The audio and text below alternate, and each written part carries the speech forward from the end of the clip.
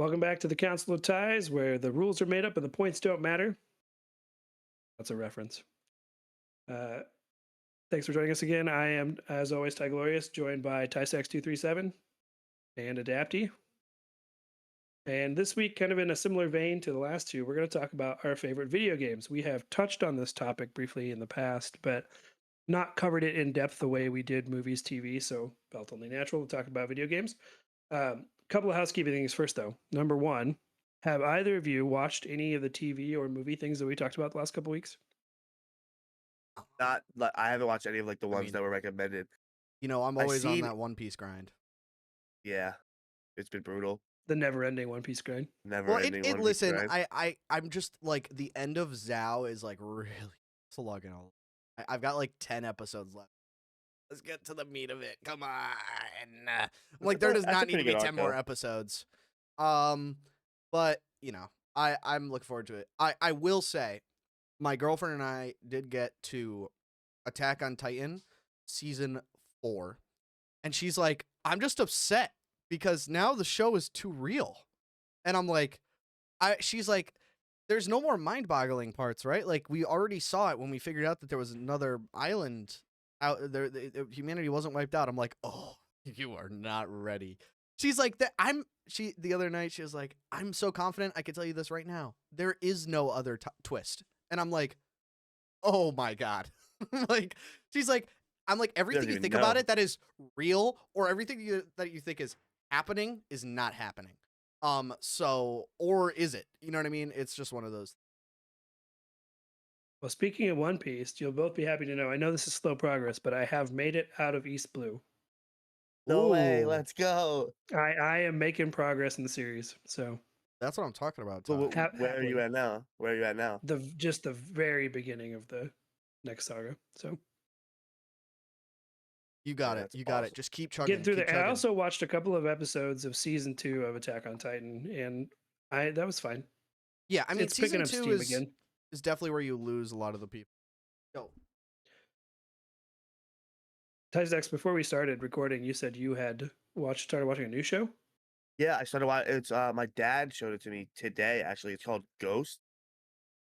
I Just watched the Ghost? first Heard of it. episode. Yeah, just Ghost. It's on Paramount Plus. Okay. Seems pretty cool. It's about this young couple who inherits their family mansion, but it's really old and someone died in it, and it's about there's ghosts that live in this house, and they're like you're kind of looking through the eyes of the ghosts. You're like, oh man, like these new people are gonna be here. Like, what if they suck? You know? And it's a little raunchy. It's a comedy, and then the one of the main characters in the first episode, she falls down, hits her head. Now she can see the ghost. So Is you that kind of get like is that the show with the gal that was in iZombie? maybe she is blonde. She is blonde. I think I actually know what the show is, although I've never watched it. Seems like an interesting concept. I definitely want to watch it some more. My dad said it's pretty funny. All right. I'll Okay, look into it. well- I'm pretty sure I heard of it. Okay, we've got some TV and movies to catch up on still, but it's only been a couple Yes, we weeks, do. so I forgive you for not Yeah. watching Stir of Echoes yet. And Adapty, did you see the YouTube comment? No. How did you not bring up Dune? How did you not bring Oh up my Dune? God. Isn't that your favorite movie by the sounds of it? All right. I'll say something real quick. The movies are great, but this is not a lie when I say you have to watch a 2-hour video to understand half the lore that is going into every single movie. There's nothing wrong with that, but I am not reading an entire book series to catch up on a movie. It's one of those ones where like maybe one day I'll read it, but I do not have the time right now to sit down and read because it is so mind-boggling. Like it is very confusing. It's really cool and the acting is amazing, but I will say it is definitely not one of my favorites. Yeah, so suck on that, commenter. The Dune novel, for the record, is very good. Great book. Okay, housekeeping item number 2. A couple of pieces of gaming news. I shared one of these with Tysex last night, but it's worth bringing up again, and I have the live counter here. There is a Kickstarter for the Cyberpunk TCG, so based on the Cyberpunk IP, more specifically set kind of in the Cyberpunk 2077 world. It's a TCG and it is currently at $17 million in funding with 10 days to go.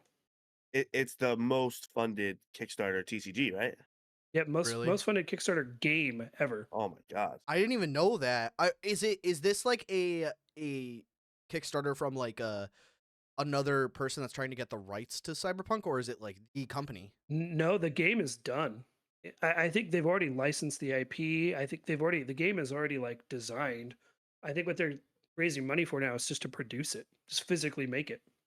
Yeah. Wow. Because they even have like, well, if we raise this much money, we'll add this card. Like everything's there. It looks really You good can too. actually download their alpha decks and on just cut them out of paper and play through them. And they have Oh. full tutorials. They did there's a bit of a some media campaign out there for them too. A couple of YouTube channels that play TCGs have picked up this game and done playthroughs of them. I think Moist Critical did one Oh at some wow. point. So That's impressive. it looks pretty neat. I Yeah. backed it shamelessly. I think because I'm always starved for more board card games, that kind of thing. Can't Yeah. help myself. I just hope But scalpers 17 don't million ruin is crazy. It's an 70 million is insane wild. amount of money. Just it. to me, that just indicates that CD Projekt Red out there with this IP, they're not doing anywhere near enough with it. They need to be making games and stuff right now because they could just literally print money. I think their biggest worry is that anything will flop as hard as it did for Cyberpunk did, like on its launch day. You know what I mean? I understand that worry because that's like a huge problem now with Yeah, but game it doesn't development. matter. Doesn't Yeah. matter. They're making 17 million on something that's not even A, out yet. a TCG has already raised $17 million, though. I mean, That's true. there is meat on those bones for sure. Who cares if it flops at that point? You know what I mean? Who Yeah, cares? that's You're true. printing That's- money. Well, No, you're right. CD Projekt Red is very careful about their brand, so that is almost certainly a consideration. But Yeah. still, I mean, they could be doing so much with it right now, and maybe they are behind the scenes. We have no idea. But anyway, crazy news story. Number two, there is been rumored, and I think those rumors have mostly been confirmed, although I don't think anything very official. But The Legend of Zelda: The Ocarina of Time is receiving a remake on the Switch too. So No I actually way. had a question about it. I saw that from Nintendo, like Sure. officially. I'm pretty sure, Yeah. or something Yep. like that. Yeah, it was their account. Is it a remake or a port? Respectfully, I'm A curious. remake. Like The they're rumor is that it is a ground up remake. so they're going through like Resident Evil level remake here. What we're hearing. That's what I hope for as a fan. I hope it's a Resident Evil 2 remake style remake. Yes, Where because they that would keep be the main game intact, the story intact, but then they add stuff, they make it bigger. and maybe take away parts that people didn't necessarily love on base or things like that. Because they did that with RE2. I know that they did it with RE3. Or just fix them. Make Yeah, them or better. fix them. Yeah, I know RE3 was a big source of contention for. But yeah, I will. I showed my girlfriend that she's really excited for it, so we'll have to see. That's The be Switch, awesome. I think the Switch 2 suffers, I think, the most because it just doesn't have enough first party stuff on it. But a big Zelda release like that will instantly skyrocket that console into a must have console in a way that I don't even know if Nintendo's fully anticipating. So No, I pretty agree with cool. Okay, on to the video gaming stuff. I have a bigger list as we talked about previously. I don't have to go through everything on here, but the way I kind of started going through this was I started thinking about games that were really formative to me, and games that I could to some extent still pick up and play today, even though some of them are pretty old. I don't know who wants to kick this one off. If you've got anything you feel very strongly about. you. So you mentioned formative. So I have a very similar list to that episode we talked about with games, but as soon as you said formative, a new list just popped into my. Mm-hmm. I think probably one of the most formative games for me ever was the original COD Modern Warfare, COD 4 Modern Warfare. I know it's like Call of Duty, and I was 9 years old, and I should not have been playing, but I understood the difference. All right, but it was one of those things where, so I just got my Xbox. My uncle let me play like Black Ops 1 on his and Modern Warfare 2 on his, and then he helped my parents choose an Xbox 360 and buy me one that came with the OG copy of it.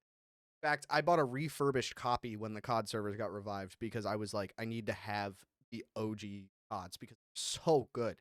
In particular, I didn't have online at the time, so I would just play the story over and over and over. And I like. There's something about that game, like the story, like it shows where Call of Duty has gone and how much it has fallen from being such a great video game. I mean, right here alone, I've got COD, Modern Warfare 1, 2, 3, Black Ops 1, 2, Ghosts, Advanced Warfare.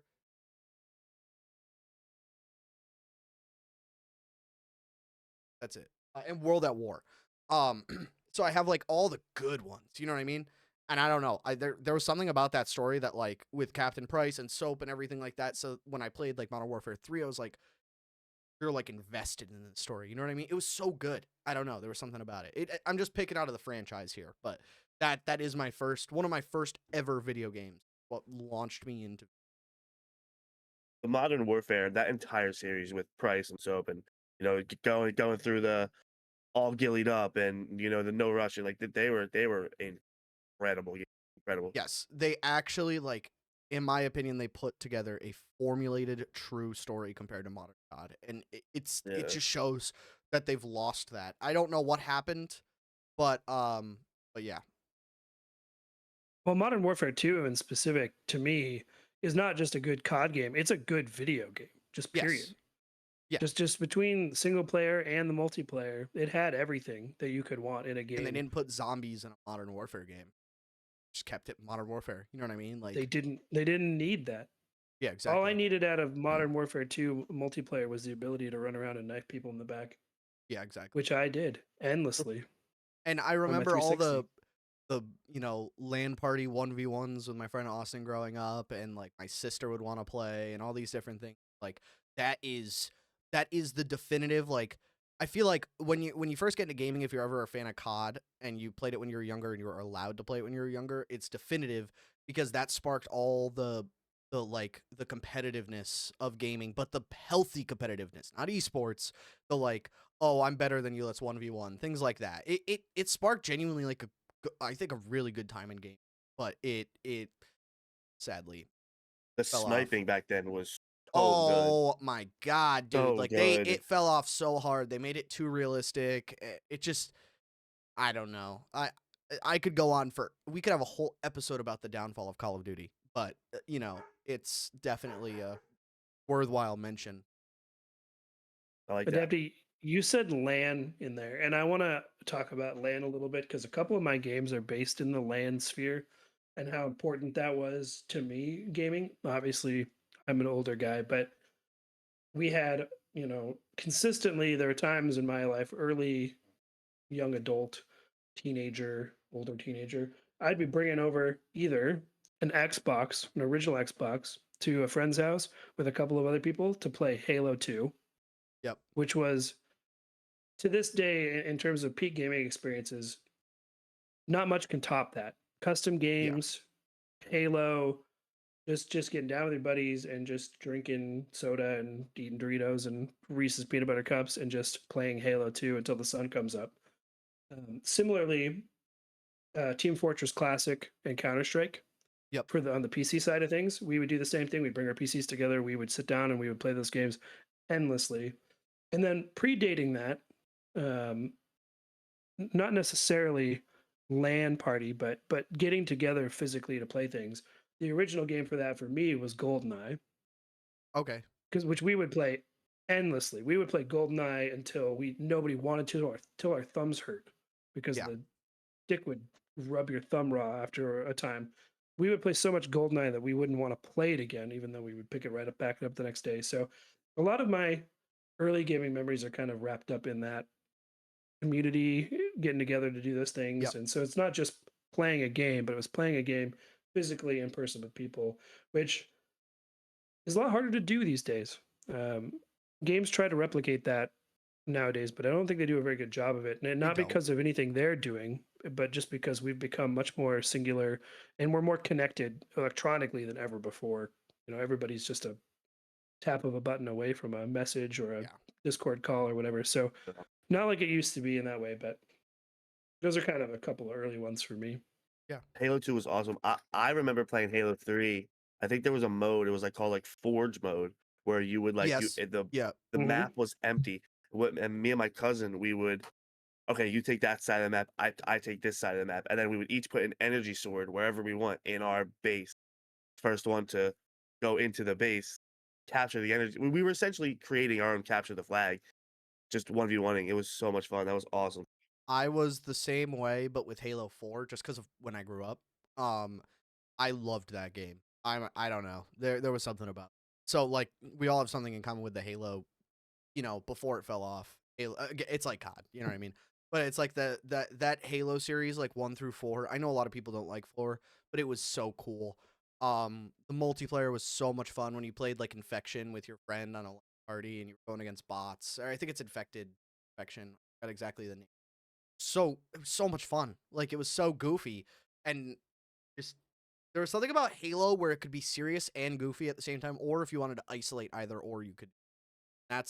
You could stay up till crack of dawn trying to figure that out. You know what I mean? You guys remember the show Red vs. Blue? Of I do course. not. So it was like a YouTube show, and it was the like Oh Halo's wait, Red versus Blue. yes, I do. Oh my god, it just sparked a They were memory I didn't even they were realize I really had. good. I didn't even realize I had that memory. Oh my god. That whole series is on at least one of the streaming services right now. You can just watch the whole series. That's awesome.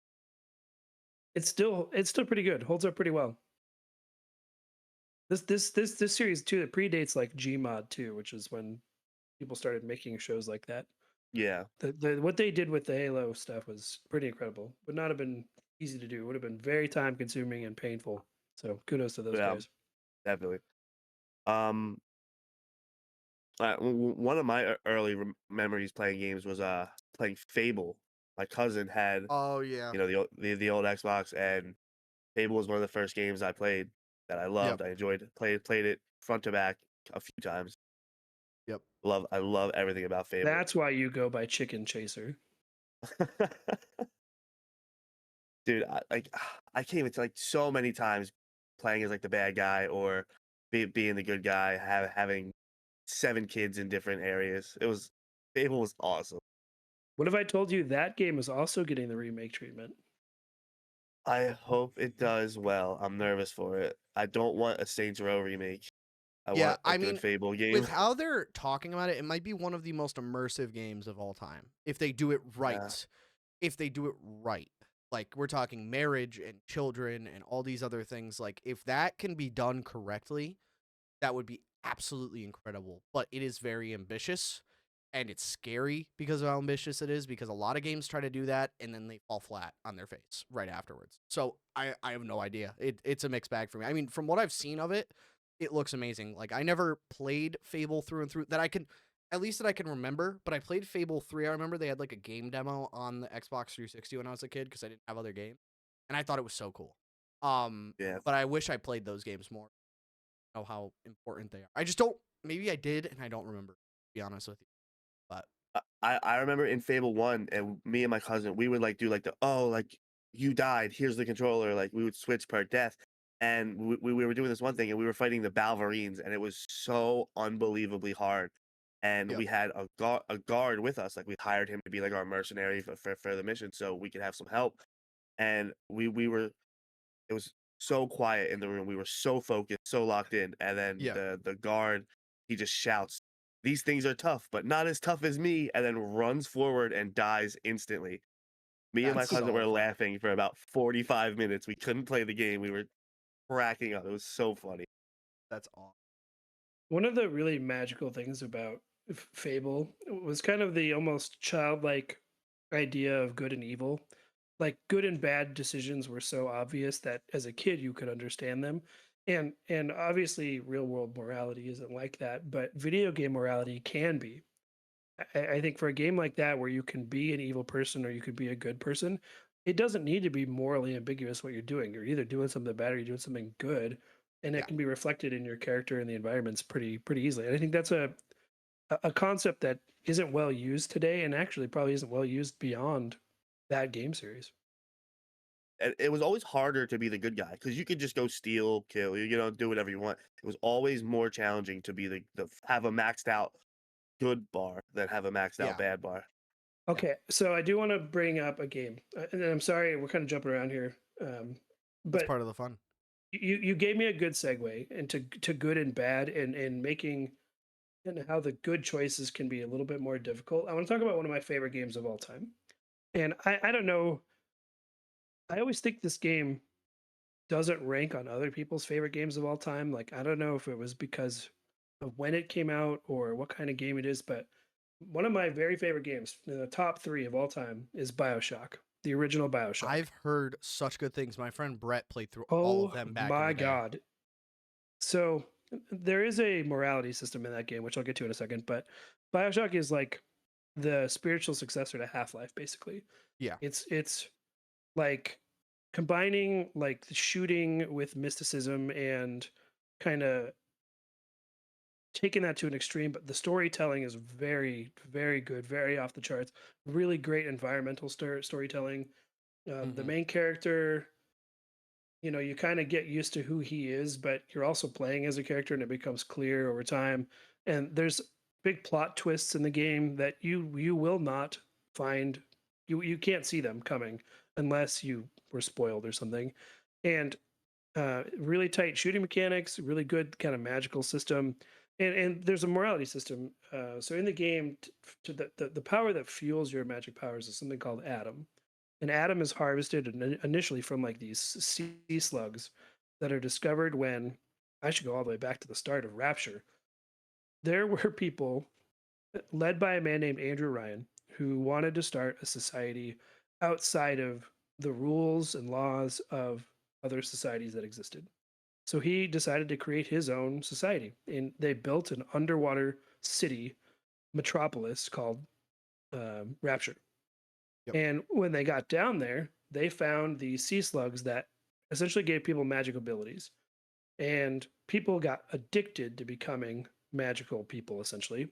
And so what they had to do was create this system for harvesting the atom that was essentially these little girls, is actually what they're called, little sisters, but they're actually small children that they like brainwash to collect this atom, and Hmm. they're protected by these things called big daddies. They're these giant Oh yeah, I've seen them. uh, Yeah.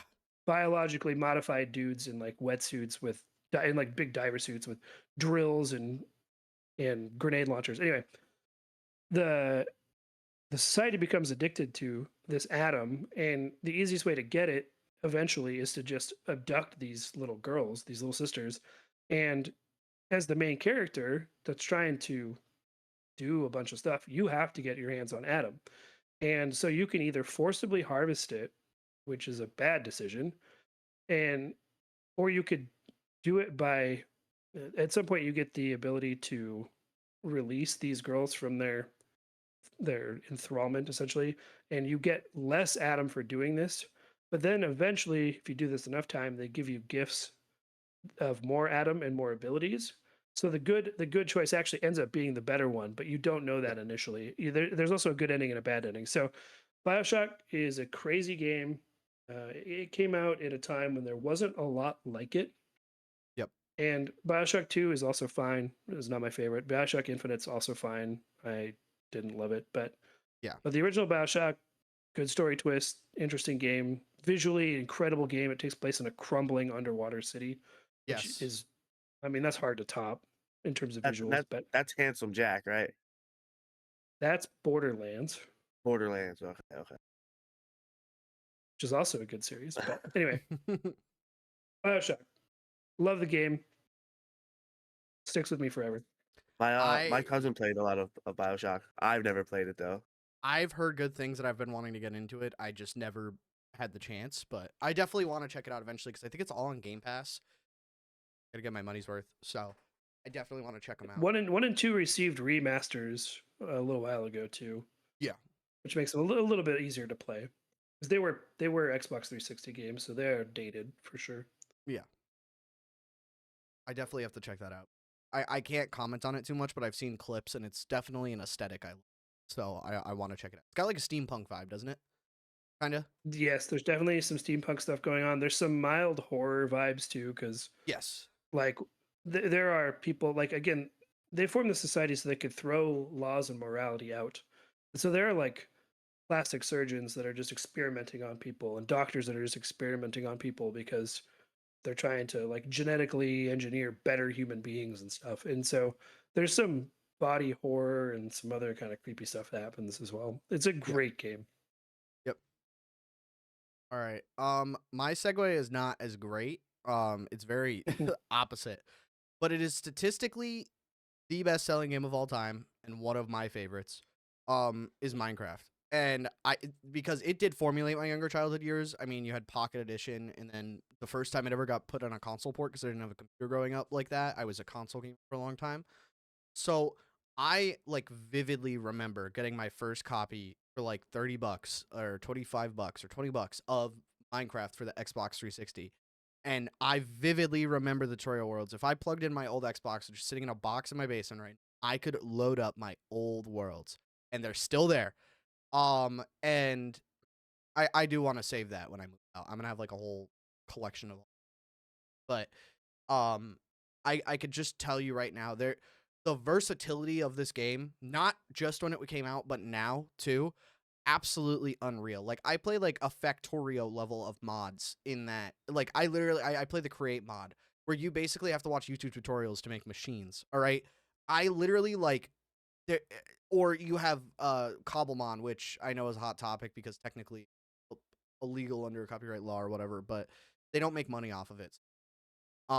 It's one of those games that like I feel like growing up, at least for my generation, almost everybody has played at least once in their life in some various media format, like console, PC, whatever. Like I used to load up to servers with my cousins, and we would all be on a Skype call. Oh my god, a Skype call. And we would Oh my god. we would yeah, you guys get it. And then you would play like Minecraft on a server, like a Minecraft faction server. Like one of my favorite ever game servers got shut down. It was like GG it was like combat.gg. It's gone. So goated. The server system amazing, the community amazing. I mean, there's a lot of bad light that's come out about a lot of the content creators, but nevertheless, it's one of those games that I feel like you can't pass up on one of your favorite, if not the favorite for most people, because you can do so much with it. Yeah. Um, yeah, I just want to hear your guys' thoughts about it. I feel like there's no way I can really describe this game unless you play it. It's a sandbox, but it's also not. It's what you make of it. That's what makes it so fun. Um, I will say being a kid and playing that alone when it hit nighttime was scary. It's also a canon event when it was early Minecraft. To make your own roller coaster and realize, man, this is pretty not great. And then Yeah, yeah. now you've got like Making infinite it, you were like, this is acceleration. the best. This is gonna be the best Um, roller coaster ever, and then it's the most mid thing you've ever rid on. But you're like, yeah, I did it, I swear. yeah. Oh So my god. Minecraft was on my list. I wrote that down. I mean, what's a gaming list without Minecraft, right? Even if you haven't played it, which is hard to believe, you've heard of Minecraft. You know, Yeah, at least heard of it. everyone knows it. I remember I also had Xbox 360 tutorial world going up in the big house to the left, being like, Going I'm in the gonna make sign. this my house. Yeah, like it was so Oh my cool. god, yeah. Oh my Everything god. about it. And then they're still updating it today. I remember when Redstone came out. Like I was like, this is insane. I Dude, I just remember like because the ports were behind, but I don't I think I still have my original copy in the basement somewhere. I just like there's something about that game. You can't recreate it. Like I remember I had like a server world where we would all play, and I had like this huge mansion. There's rooms in that mansion with people I don't even remember or talk to anymore. And but it's like one of the most melancholy games too because of that. Like you'll have worlds that like from when you were a kid that you don't even remember, but it was like probably some of the happiest times of your life. And it's beautiful. I don't know. It's a story in and of itself.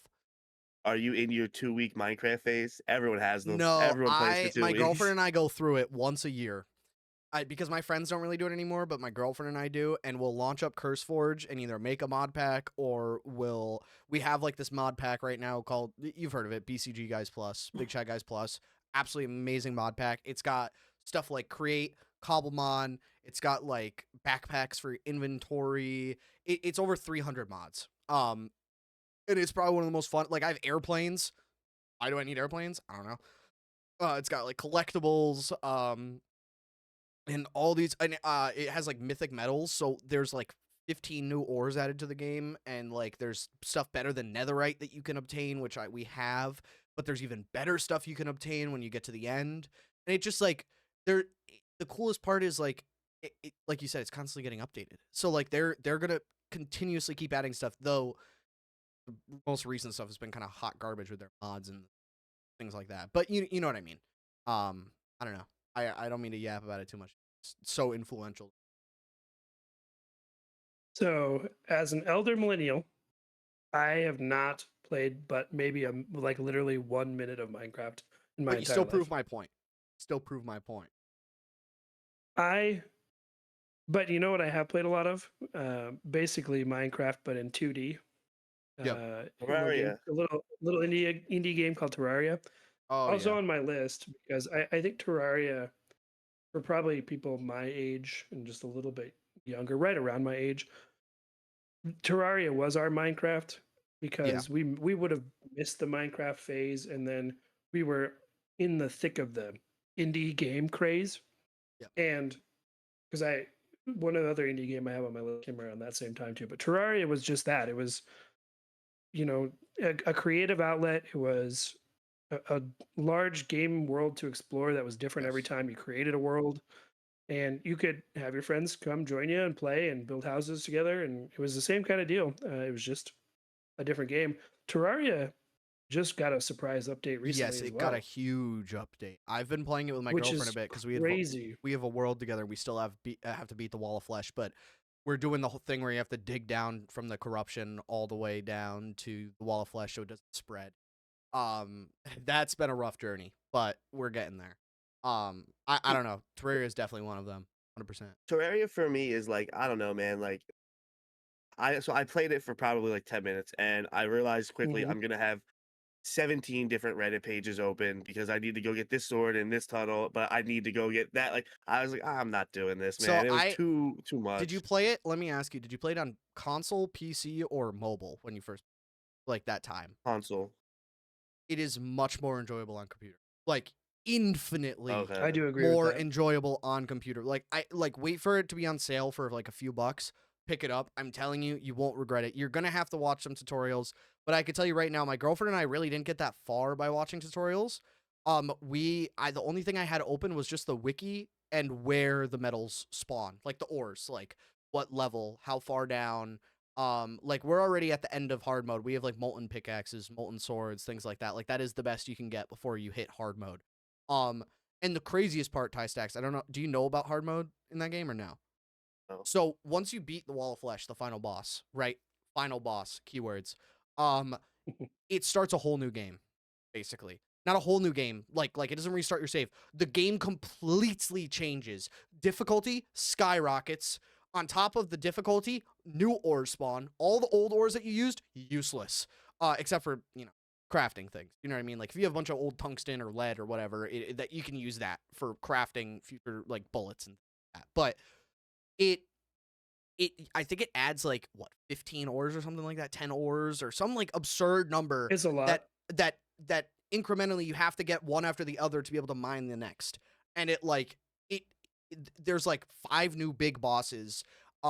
There's specialty bosses. It is unreal. Like you could probably put an insane amount of time into a world and not even beat hard mode or get to hard mode, which my girlfriend and I have. I think we have like 30 to 40 hours on just this world without even beating hard mode yet because there's so much stuff you want to do. Like, oh, I want to build my house. I want to go talk to this trader. I want to establish a teleporting section so I can teleport to either side of the map at will. Like, I recently just built a minecart track that goes from our house to both ends of the world. And you can hop on it, and it's really fast, so it makes your life easier. But, that takes an hour each way. It's just one of those things. It's like Minecraft. The versatility is insane. I hated it growing up. I tried playing it for like 3 hours when I was a kid, and I was like, this is boring. But I was also playing on mobile, so there's that. But I'm telling you, pick it up on PC if it's ever on sale or if you have Game Pass. I'm pretty sure it's on Game Pass. So Yeah, I I'll check it highly out. recommend. You're gonna want to watch a few YouTube videos probably, but I think it's worth your time. And if you play with somebody else, it makes it a lot less frustrating. You guys can get ores for each other while one person does the other. My girlfriend and I share tasks when we play like Minecraft and Terraria. Makes life a lot more fun, a lot less grindy. You know what I mean? That was a great one. Yeah, I'll definitely check it out. Yeah, I highly recommend. What was I gonna tell you? Felt like I had something to say about Minecraft. I feel like Ty Glorious. I feel like you didn't necessarily miss the Prime Minecraft because Prime Oh, I Minecraft did. was I not think. when it first dropped. It was not when it first dropped. It was like it was like the 2010s was when it really took off before it kind of like reached a plateau where it's at now, where it's huge, but they haven't really hit that new innovation mark again yet. And I don't know. If you ever get the chance to play some modded Minecraft, especially because you love Pokemon, and even if you just want to get it to play Cobblemon and not even go into survival, but go into creative and try to go collect all of them, bro, it's worth it. I'm sorry. The modding alone and then putting some shaders on your world is some of the most. It makes you want to cry. It's so beautiful. Oh my god. There is Yeah, but something then I about would. Minecraft like that. Like it. Yeah, it's blocky, but like it's so when you put them shaders on, it's so like I don't know how to explain it. Like it's just It's ethereal. That's the gorgeous. best way I can Gorgeous. describe it.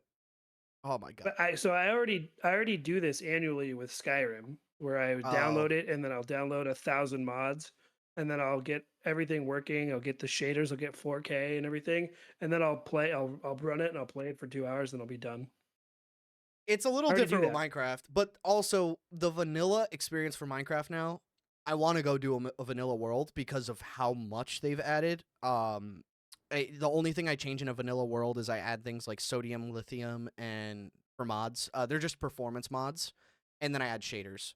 A lot of times sodium's used for like I'm pretty sure it's sodium is used for increased performance, and then lithium helps with like server. So like if you host your own like server or you LAN play or whatever, it just makes the connection more stable.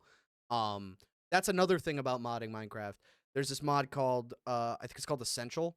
It's not like the most reliable, but my girlfriend and I use it, and you can you you can play multiplayer without buying a server.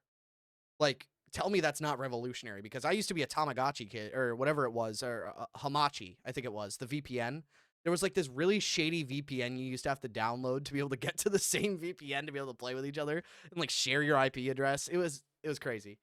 Um, You were but essentially yeah, direct connecting from one computer's internet port to another, yeah, exactly.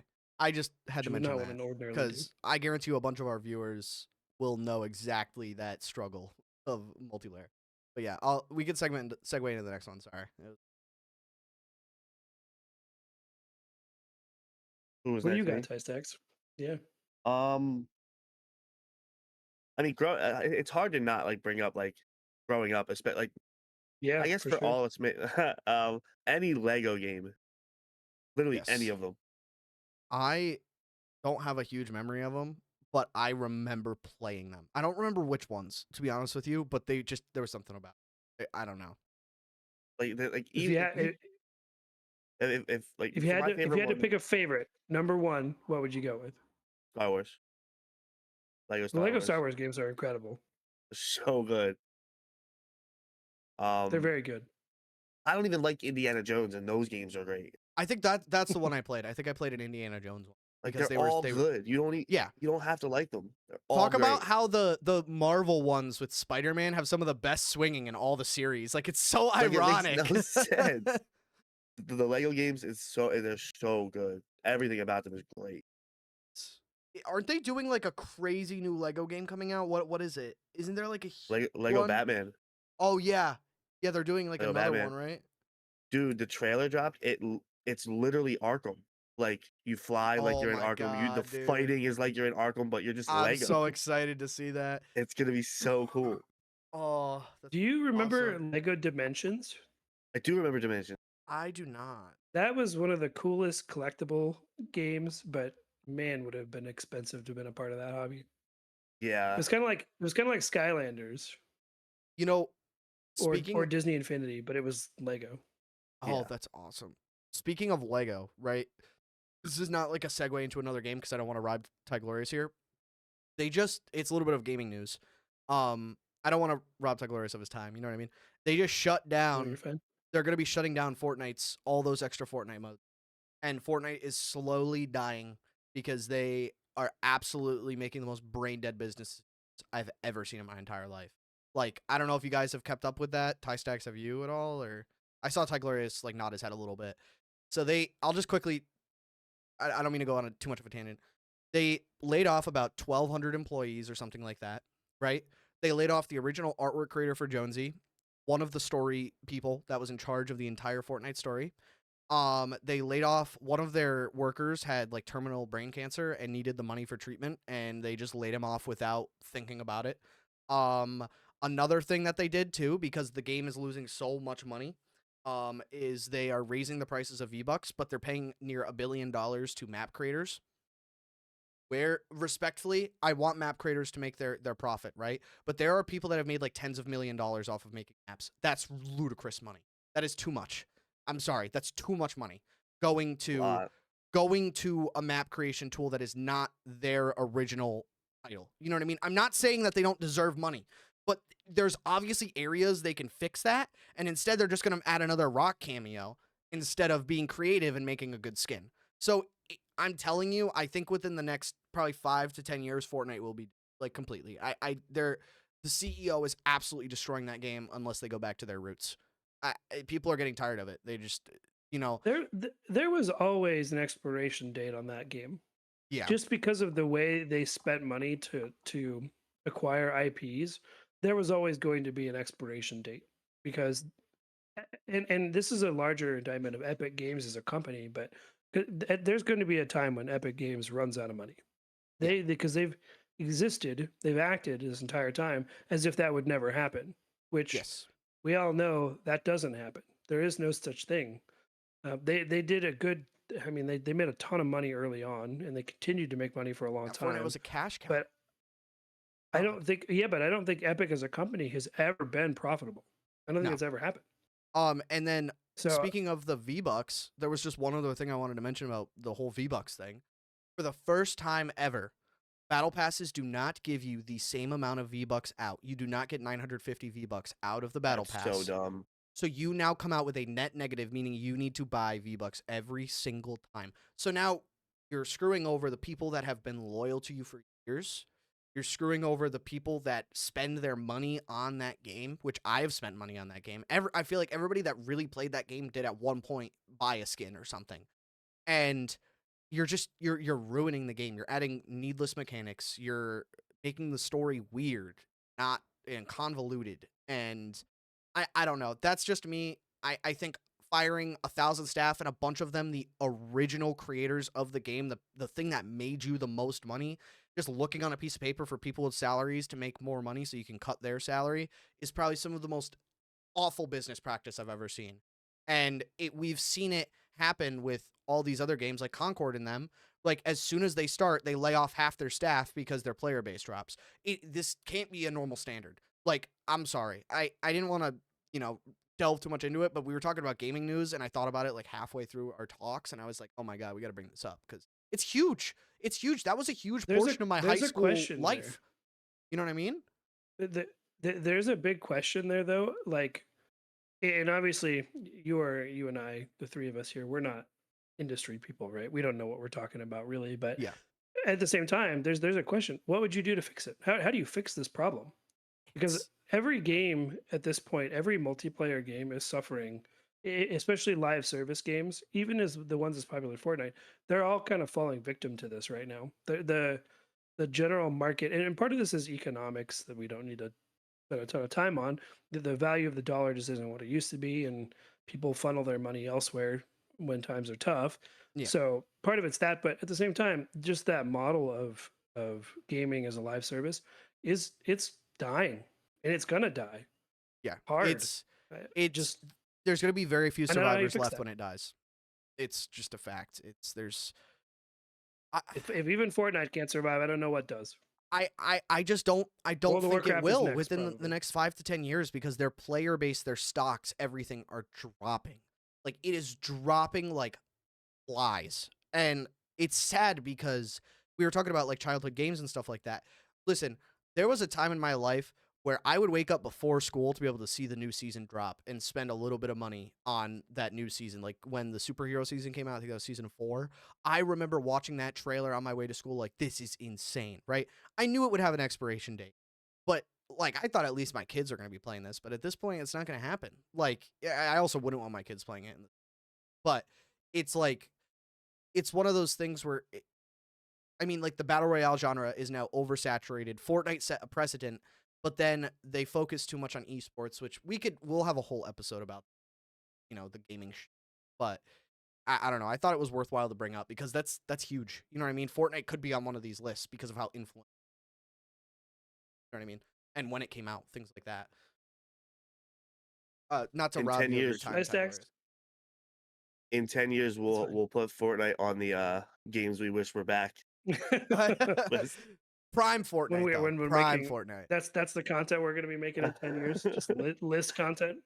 Yeah. I actually did. Speaking of list content, we did that game ranks episode that we talked about in one of our episodes. I actually a lot of this what's going on with Fortnite stuff. There was a game ranks video about that I watched. But Oh, really? Tysex, I have a question for you. When are you going to talk about Rocket League? On the list. My God. So I was going to say that's kind of a great segue because I hope Epic doesn't fall because they bought Rocket League, my favorite game, one of my favorite games. I remember you trying to teach me how to flip reset. Oh my God. Yeah, I mean, look, Epic just sucks. I mean, even when they bought Psyonix out, they laid off a bunch of people from Psyonix, and the game's never been the same since. Servers are shit. I mean, Jinxie It partially just revived sucks. it recently because of how rough it was. Like, he's got Yeah, a it was crazy effect over the gaming market right now. Beautiful to see Yeah, that he's just giving it an honest try and reviving games. You know what I mean? I mean, I wish he stayed on Rocket League a little bit longer because the player Yeah. base is dying again. But It is. yeah, I mean, the esports world in that is booming. Like, it's incredible. The Rocket League esports has and always will be incredible entertainment, but the more for casual side, like if Yeah. you're playing and you're not in Diamond, good luck finding a lobby. There's no more casual players. Yeah, and that's a well, I feel like we should definitely have an episode on that, like the state of casual gaming because it is gone. In my opinion, gone. my friends and I have Doesn't talked about it. exist. It is completely obsolete. It just doesn't exist anymore. It's catered to either esports or the best of the best. Yep. I wanna. Rocket League is funny because I will watch on Twitch. I'll watch like the Rocket League college championships. Yeah, it's awesome. It's so It's awesome. It's It's so really great to cool. watch. It's like any sport. It's just as entertaining as any sport Yes. to watch. that's one of the only games I always say that's one of the only games where you know how like if you're playing a game at the highest level, it's RNG or I didn't get a good roll or I didn't do this. Rocket League is on you. If you don't hit the ball, it's because you suck. Yeah. Exactly. It's all on you. There's nothing. Oh, No, it's my controller, Ty Stacks. No, it's not. Stick It's drift. I swear, you. it's stick drift. It's you. That's one of the only games where like if you're losing, you hit the training, dude. You suck. Yeah. I don't know. I tried to get good at it, but I was never very great at it. I would love to give it another shot with my friends, like not ranked, play it, but still want it. You know what I mean? I mean, I got still to play diamond it in all a the time. couple of. I got to diamond in a couple of early Rocket League seasons, but Oh wow. I haven't played it much since. As My of brother right and I now, would play I'm it a quite a diamond bit. 1. I'm Diamond 1. I'm in 1. I am in hell. I hate diamond. All right, I want to hear Ty Glorious's next one because I kind of robbed them all. No, it's fine. I want to talk about another indie game, and this is a really weird game, but it's still one I love to talk about because I think a lot of people have heard of it, but won't give it a chance because aesthetically it's weird. Anyway, a little indie gem called The Binding of Isaac. Oh no, I want to And try that. The original Binding of Isaac came out in like 2011 or something, 2012. They just came out with a new And game. it was that studio. Sorry to interrupt. they did Mugenics, yeah. Yep. No, it's fine. The creator of The Binding of Isaac, a guy by the name of Ed McMillan, he's created a lot of indie games. Super Meat Boy, he was a co-creator on that. Eugenics, a couple of other indie hits out there. But The Binding of Isaac, the original, it's a top-down twin-stick shooter, roguelike, and it kind of kicked off the renaissance of like the indie roguelike. And in a lot of ways, kind of revitalized the twin-stick shooter genre as well, which is still really big in indie games. But it's gross and weird. There's multiple versions of the game because they came out and essentially made a sequel. It was the Binding of Isaac Rebirth. Yep. That one is the one that's still kind of running today. There are still people that play the game. You can find large streamers on Twitch that still play it. There's content on YouTube still. It is a fascinating game because it is the first game and probably only game that I can really ever remember where every pickup, every item that you get really alters the course of your character. I mean, some Mhm. of them have minor effects, but in the cumulative effect of everything that you pick up, you can really create these insane runs where you're just steamrolling through every room, or you can be in hell in the pits for an hour trying to get out of the first couple of floors, just kind of because the items aren't going your way, damage isn't Yep. going your way.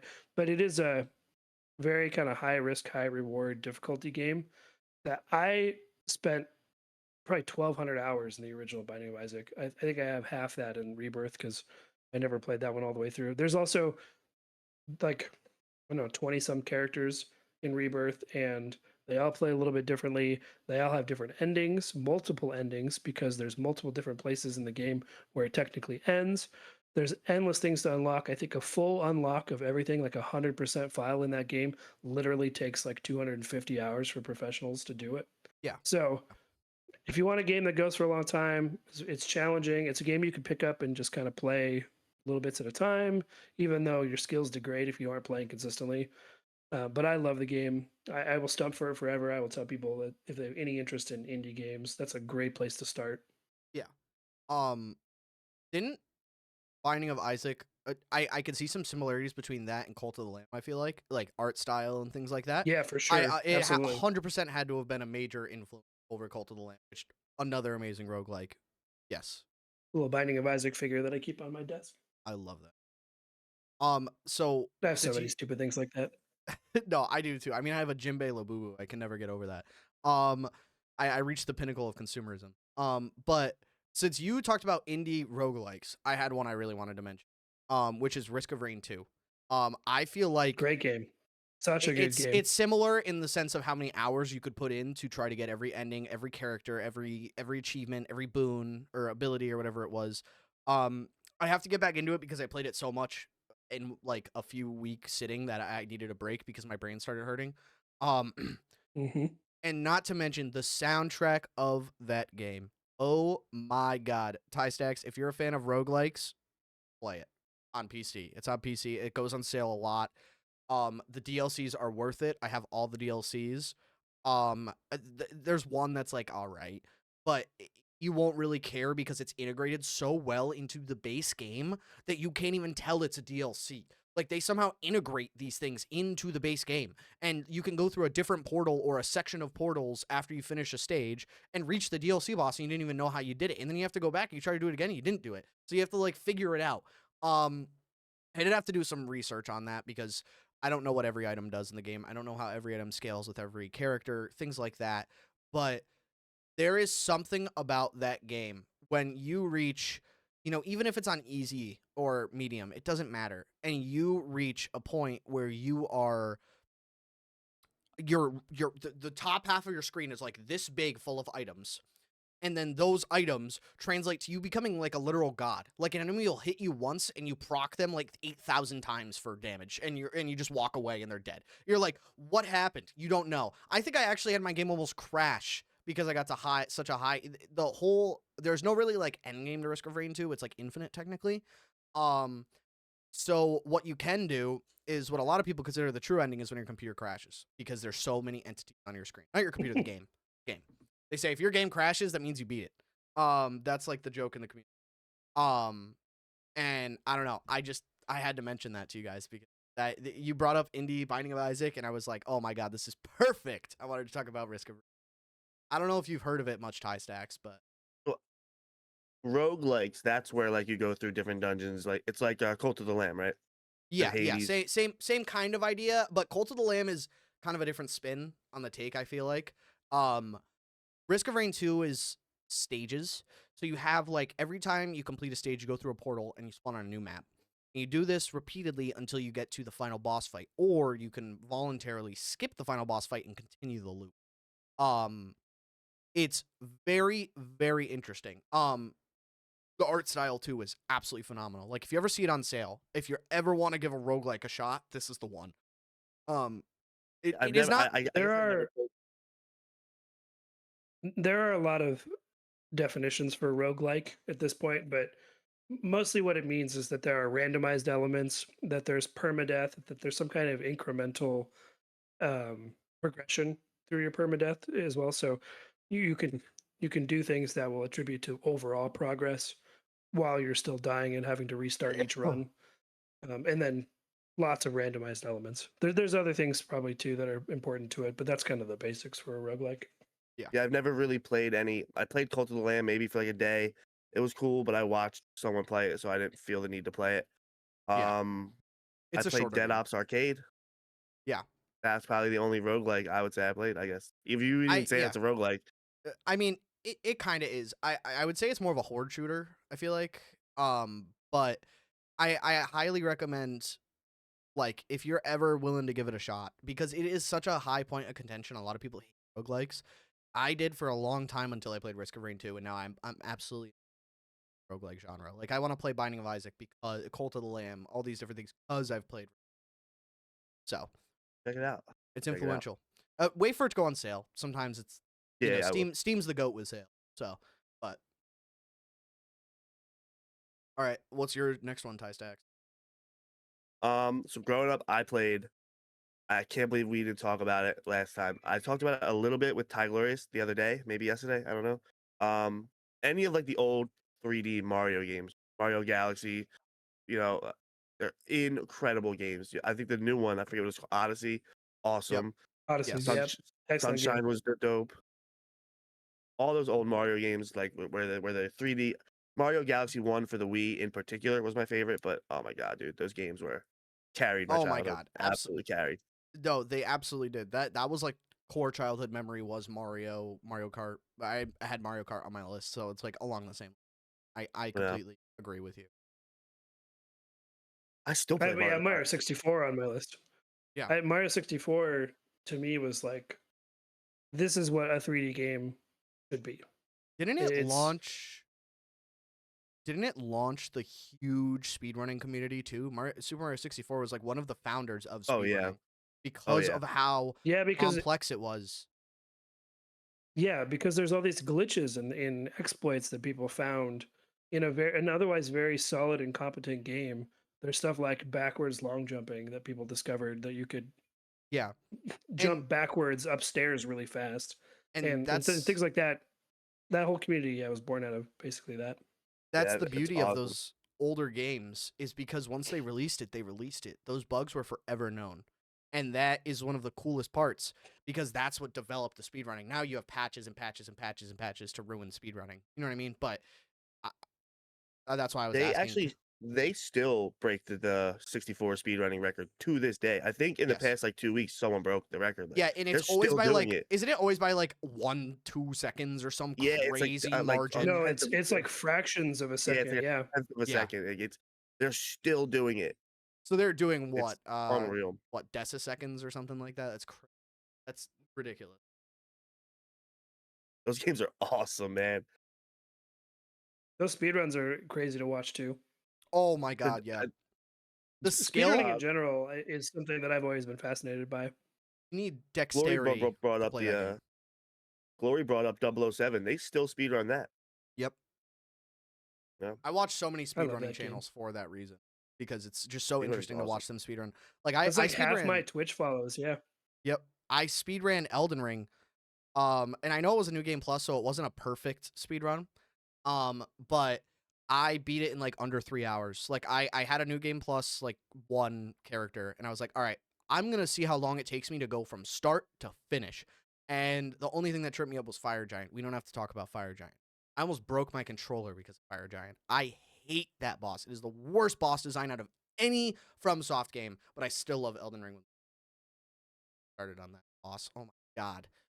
I've never Lord. spedrun Bloodborne ever. You I haven't? should. I'm serious. The timer software, free, easy to install. I can show you how I did it. You could literally stream it and have it on your stream deck, start, and then next chapter and the next chapter, because you know the bosses by heart, obviously, the order that you Yeah. well for your certain run, because I know there's certain optional bosses. So like you can, if you want to do optional bosses in there to make it even harder, you can do that, and you could do a fresh save, or even your new game. You could do a new game speed run or a fresh save or both. And I'm telling you, it is so much fun. Like I remember I was in like a Discord with my friends and I told them all to shut up after I finished because I was like, this is amazing. I did it. Oh my God. I can't believe I did it. I was like freaking out. I don't know. There's something about it. When you actually complete it, it's like this adrenaline rush that is indescribable. I can't Anytime believe I it. try it, like I've tried to do it before, I'll start a fresh one. I'll play for an hour. I'll get to the third boss. I'll beat her, and then I'll just be like, okay, I'm done. And I'll Yeah. never do it again. You have to have the incentive and the mindset to go into a run, because if you don't, you're not gonna want it. I'm gonna be honest with you, because like I said, for Elden Ring, I sat there for 3 hours straight. Like I think I'd put one pause because I was doing something, and then after that, I like locked back in, which is not a true speed run. I'm not gonna submit it to a speed run. Um, It was just for it, me. it, You know what I it mean? just sucks because right after the third boss is the worst part of the game. Like I hate going through the woods. It's Oh yeah. awful. It's Yep. terrible. So I it just like brings everything out of me. Like I wish I could just skip ahead. Like I wish I had the remote from Click. Skip Yep. ahead and not play it ever again. No, I get you. The only game I ever tried to speedrun was Resident Evil 7 New Game Plus Easy Mode because I was trying to get there's an unlockable for beating it under like 2 hours or something. Yeah. And so I tried to speedrun it, and I actually did that back when I was streaming many years ago. Yep. Did it live on stream, Did you do it? and I got it under the 2 hour. Yeah, I got it Oh under yeah. the 2 hour mark. Easy. Awesome. That's awesome. Resident Okay, Evil is and great for that. Let's hear you. the only thing I want to talk about, my last game I want to talk about because we're getting pressed on time. I have lots of games left on here, but I brought up Resident Evil because I wanted to segue to another horror franchise. Um, one of my all-time favorite games, top 5, period, end of story, is Silent Hill 2. And Yes. Silent Hill 2 Valid. is a messed up game. There is nothing I can say about the game that hasn't been said before. And if you haven't played it before and you're a fan of horror, you're missing out on like a peak horror experience because it's a psychological horror. It's so clunky to play now, but conveniently, there was a remake released last year, in which you can routinely get on sale for like $35 or $40 now. It's awesome. The remake is so good. Really It good. is a Resident Evil 2 remake style remake where it's a from the ground remake. They've added new stuff. They've changed up the game a little bit, just enough that if you're really familiar with it, there's still new stuff to do. But also, you go to all the same familiar locations and you understand what your task is. Changed everything just enough to make it fresh and exciting. The graphics are great. The storytelling is just as good. They do kind of hand you some of the storytelling a little bit more than they did in the original, which is probably good overall for the narrative. But it was the original Silent Hill 2, you really had to dig to find the story. You had to go read a lot of journal entries and stuff and find clues and look a little bit deeper than the surface. But great game with a crazy twist at the end. If you're into horror games, then it won't be necessarily an overly surprising twist, but it is surprising if you've played the whole game and don't anticipate what's about to come. Can't recommend it enough. I love Silent Hill 2. I love the remake. I played the remake twice. Yeah. After it came out, I'd probably play it again right now. I gotta honestly. play the remake. I played it on like standard difficulty, and it was like I started, and it was pretty hard. I'm gonna be honest with you. So It's hard. Yeah, I it's pretty might tough. actually put it on easy, but not because I can't Do it. handle it, but the story. So listen, I've already had most of the story spoiled for me, just because I've watched videos on it because it's so intriguing to me. Yep. Silent Hill as a franchise is awesome. So And awesome. but I will say, even if for any viewer that wants to know how the game plays and they don't want to play the horror game or even watch the horror game, but they want to watch a story video explaining it and going deep dive into it, highly recommend. It is one of the most heart-wrenching stories you will ever experience. It's a grief story, realistically, I'll say that, but I'm not going to explain further. Like that is it's almost like a drama horror and less of a horror drama if you think about it. Or even I don't know if you could say I don't know how that definition works, but I'm with you, Taglorious. It is absolutely beautiful. I have no words. These are good too. Yeah. What was that? the movies are good too. Oh yeah. Oh well, as a as a deep Silent Hill fan, I think they're good. They're fine as movies. They're not good as Silent Hill movies, in my opinion. But Pyramid Head, man, he's awesome. they take too much liberty with the source material. Yeah, but Pyramid Head's not supposed to show up for just anybody. Pyramid Head was supposed to be James's monster from Silent Hill 2, not just anybody's Silent Hill monster. Anyways, that's more pedantic than I need to be. Also, I stand by that statement. Um, Any other games the two of you feel very, very passionate about that you'd like to mention? Pokemon. Duh. Yeah. Everyone. Pokemon, Yes. yeah. for Yep. sure. I mean, But we've talked about that Um, countless times. which That's how we know. which Pokemon's your favorite? Both of you, I'd like to know Leaf real Green. quick. Okay, I played a lot of intermittent Pokemon growing up. Like I would play, like, I'd borrow a DS game from a friend, play it. I'm trying to remember because I have the memory of a rat. But I would say The DS would have been like Diamond and Pearl or Black or White. I think I played X. Heart Gold, Pokemon Soul Silver, X. also actually. I think I loved X on X and Y the were good DS. games. But if we're talking modern day, my favorite is Scarlet, but that's because but wait, before I know it's a hot take, before everybody freaks out, that is the first Pokemon Here game I come really the pitchforks. no, I really dove into it and like tried to complete the Pokédex. I never did because it took forever, but it was like one of those ones, like my friend and I were in like Jamaica and we would have a few drinks every night, which was legal at the time because we were both 21 and you're legal to drink at 18 regardless. We would literally have a few drinks and we would sit there in our hotel room when the hotel resort was closed and we would just play Pokemon Violet together for 5 hours straight every night. And that's what we did because the whole resort closed at like 8 p.m. So like that was fun. You know what I mean? I don't know. That's where I like really fell in love with the franchise. The whole reason I wanted to mention this, not to yap too long, but I love Pokemon, right? I really want to get into it, but it's so daunting because of how big it is and how many different kinds. Like, you'll talk to a Pokemon fan, and if you can't name the first 100 Pokemon ever made, they're like, you're not a true fan. I'm like, I'm sorry. I can't just, like, list off the top of my head my favorite Pokemon of all time out of the first 100. Like, I'm so sorry. But it's one of those things where I want to get into it, but sometimes the community scares me a little bit because I'm not as, well versed like my friend Austin, who's played like every Pokemon game under the sun. Like, in fact, he's collecting all the original DS games right now because he wants all the original DS Pokemon. Fandoms like that are ass, and communities like that you can just straight up avoid.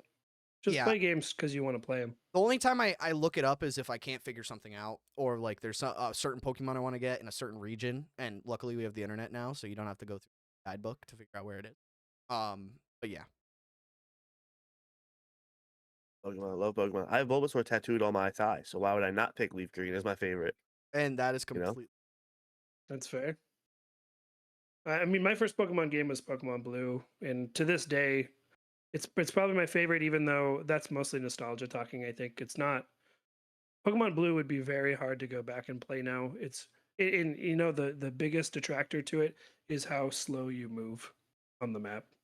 Yep. You move so slow, and it's so painful now. But there are a lot of honorable mentions out there. Like, this is not well liked. I just learned recently, but the remakes of those, Let's Go Pikachu and Let's Go Eevee, I thought those were good games, I did not play them. but apparently they're not well liked.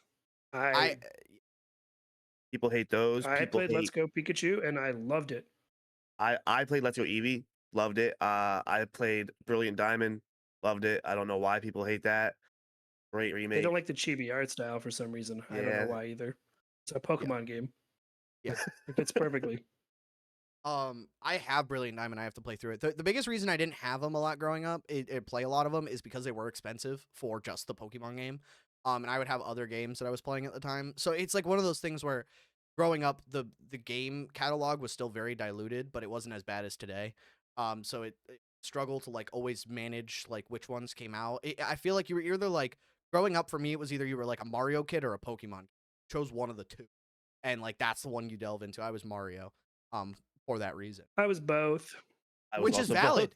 That's completely valid. As a kid, I was obsessed with like COD and Mario. Like, such a duality, but it was good. I was trading on the Game Boy Link cable on the bus. I was trading Pokemon. That's You so had to awesome. trade your Graveler over to get a Golem, and you had to trade your Yeah. Haunter over to get a Gengar. Gengar. Yep. I was doing all that, You man. had to do these things. Had to Scizor with do a it. metal Had to live coat, that life. or Scyther with a metal coat to get a Scizor. And man, That's awesome. at the Yep. lunch table. I had one more Had game to be that we done. talked about. Sorry, I don't want to interrupt if you're Glorious. No, go for it. Hit it. We were talking about it before we started, but it was the GTA series, and in my opinion, GTA 5 is the yeah. best. But that's because I grew up on it. I started playing it when I was 10 years old. Should not have been playing it at 10 years old, but I knew the difference between right and wrong. All You right, should not have been playing GTA 5 when you were 10 years old. Also, Or GTA 11. 5 is a old game now. yes. But I will say this: there was a time in 3 my different life. consoles. There was a time in my life Yeah. where, so when I played it when I was younger, I only played the story, but I didn't understand the difference. I just wanted to drive around in cool cars and fly planes. I didn't really know what was going on, to be honest with you. And shoot lots of people. Yeah, but that wasn't what I got it for. I got it because there was really cool cars. So Who's your favorite main character in 5? Michael. I love Michael. Really? Wow, okay. It's I don't know gotta be why, Trevor, he's dude. funny. Trevor is awesome. It's gotta be Trevor, dude. They're all That so dude, good. That wild redneck is so ridiculous. Yeah, but I have like, even as a kid, I had like such a strong moral compass. I'm like, what Trevor's doing is wrong. I don't like him. And then I liked Michael a little bit more, even though he did worse stuff, low key.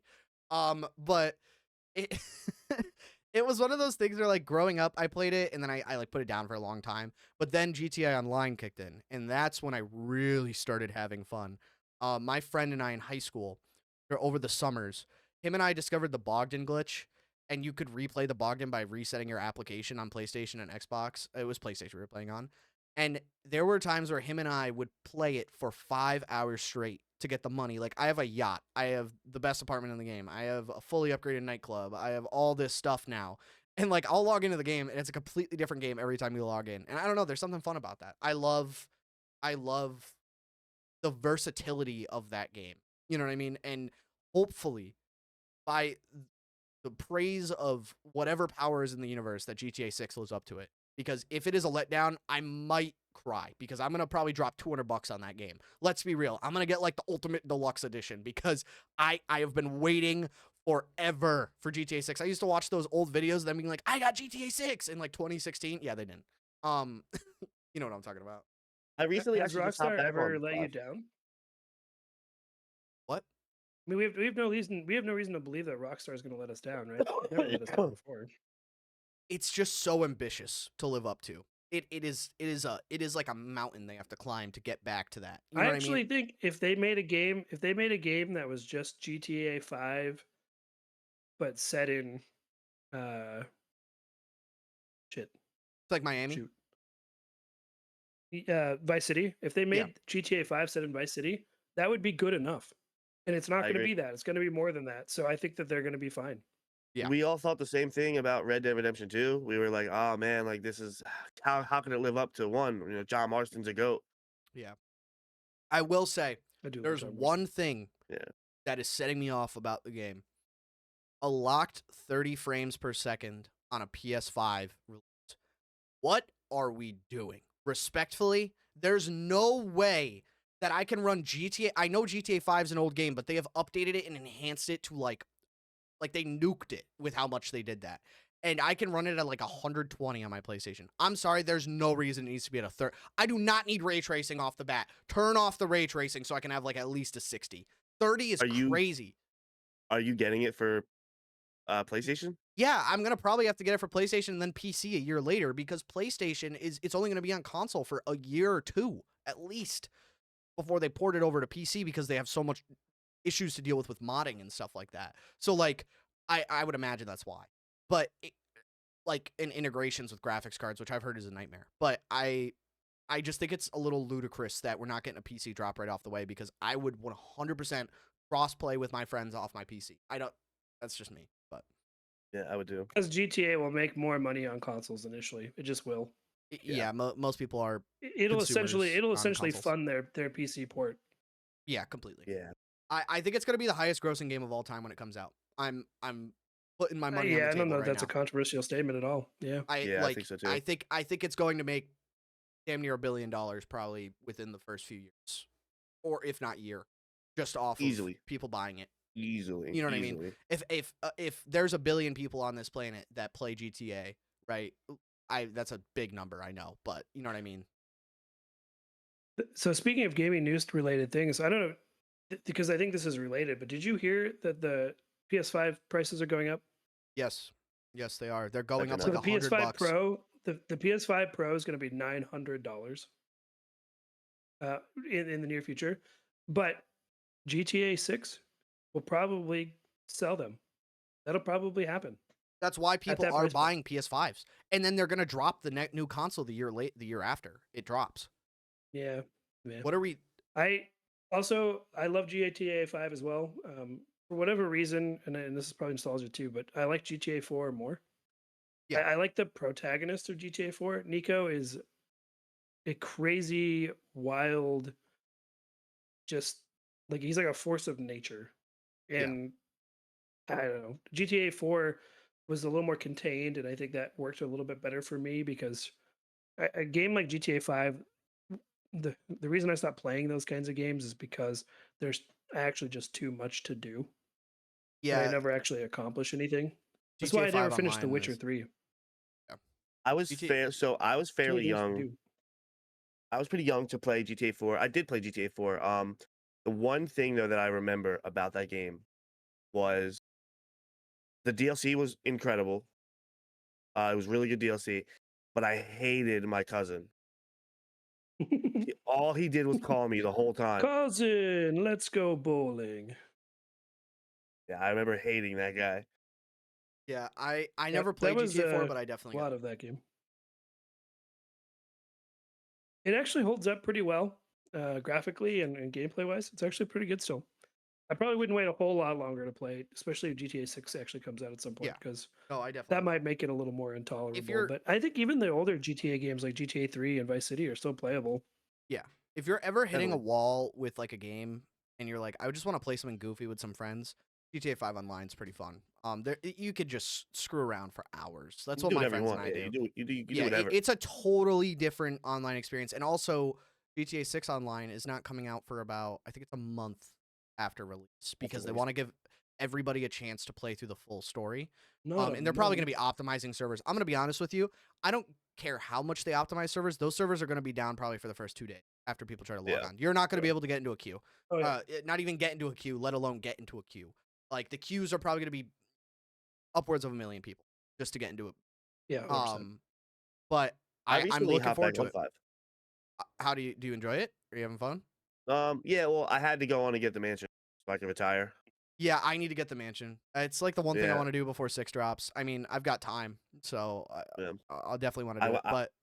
But I went on there, did a couple heists, got the mansion. Now I'm done. Done with GTA 5. I deleted it. It will not be reinstalled. I mean, It's gone. I'm it's one of retired. those games where you can install every once in a while, even before 6, and like really have a good time with like just friends. You know what I mean? That's my favorite part. It's like one of the most like cohesively fun games that's always consistent in that regard. You know what I mean? Yeah. But yeah, that's my last game that I really wanted to go over. Yeah, I'm down. I have other games on my list. They don't need to be talked about today. No heavy hitters quite like that. Yeah. But GTA 5 so is a good end. Tysex, you really wanted to read this week's fan mail, so I do. Yes. I I'm do. gonna, All right, so I'm gonna invite you to do so now. it's on our Spotify, and You it is can- directed towards adaptable. You can read the swear. I'll just bleep it out. It says 1 like equals 1 prayer that maybe next time we go to the movie theater, Tyler will actually buy me movie theater popcorn instead of some dollar store we sneak in. Listen, Dollar Store buy Method is that woman. elite. Dollar Store Method is elite. Buy her movie But it's theater not popcorn. it's not movie theater popcorn though, you cheapo. It's not even because I'm cheap. Spend the I just don't want to $5. eat Get it. I don't want to eat it. Girlfriend law says you must It's eat the not for popcorn you. with her. No, girlfriend law No, says you you must eat don't. it with her. That is law. It's like I written don't in think stone. that's true. Ask her yourself. She'll probably comment on this and say Tyler Adaptable was right because girlfriend law Okay, states. then you suck it up and you eat it. All right.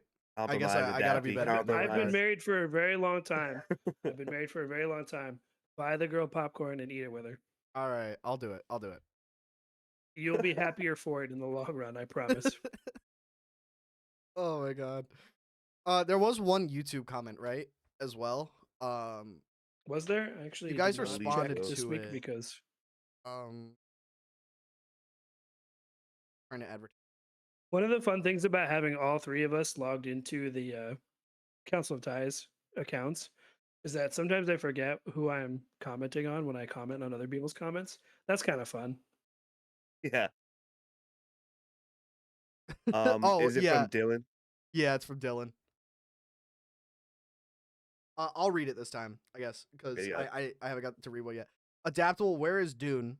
I literally forced you to the theater to watch Dune 2, man. Come on. You guys need to watch Good Time, Old Boy, and Parasite.